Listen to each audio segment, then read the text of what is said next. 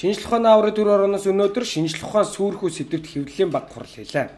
Учир нь энэ сарын 19-ний өдөр Улсын хурлын чуулганы нэгдсэн хуралдаан дээр Монгол Улсын ерөнхий сайд сайхан бэлгийн шинжлэх ухааны салбарт хийх бүтцийн өөрчлөлт цомогтголтой шинжлэх ухааны салбарт ажиллагсад санал нийлэх байгаажээ.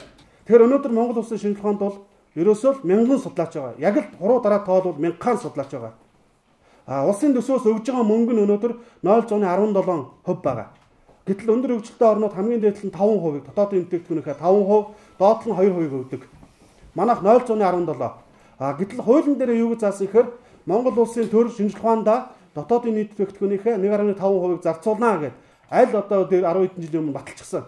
Харамсалтай нь тоондоо хязгаарч хүрч байгаагүй жилийн жилд улам муудаж байна. За дээрээс нь Эрдэнэтэд бид улс төр хийдгүү, улс төрждгүү, тайван амгалан урд ажиллаа хийгээ суудаг ийм улсуудаа. За тэгээд бид шинжлэх ухааныхаа салбарын одоо нийт одоо судлаачтайхаа дунд бол хилцүүлэг өрнүүлээд санал асуулга явуулаад ингээд явж байна.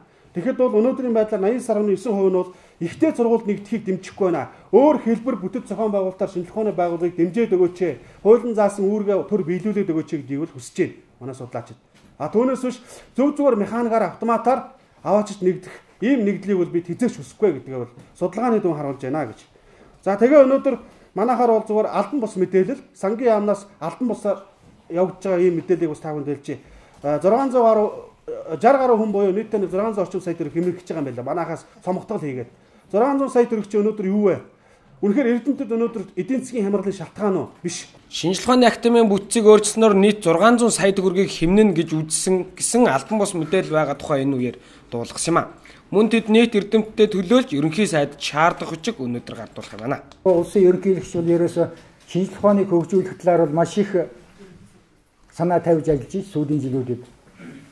Манай яамч гэсэн бас ийм санаалцыг бол хийж яваа. Тийм учраас бол энэ ерөнхий сайдын энэ үг зүгээр нэг булчимгүй зүгээр тэр доогуур нэг хэсэг улсууд бичээл тэгэл завсраар нөхсөн байх гэж бодож байгаа байхгүй. Тийм учраас л өвмийн одоо ер нь таслах хэрэгтэй. Яг хэрэг байхгүй.